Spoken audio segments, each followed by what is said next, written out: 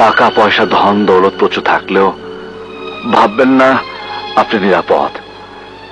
মাস্তান গুন্ডারা সব সময় আপনার আশেপাশে উৎপেতে বসে আছে, সুযোগ পেলেই তারা সৎ ব্যবহার করবে। তাই বলছি একটু সাবধানে থাকবেন। না আঙ্কেল না, ওই পবিত্র মুখটা ঢাকবেন না আবার। No uncle, no no.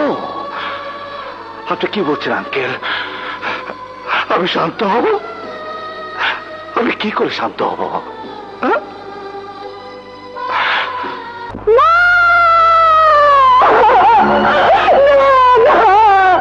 আমি বিশ্বাস করি না, আমি বিশ্বাস করি না।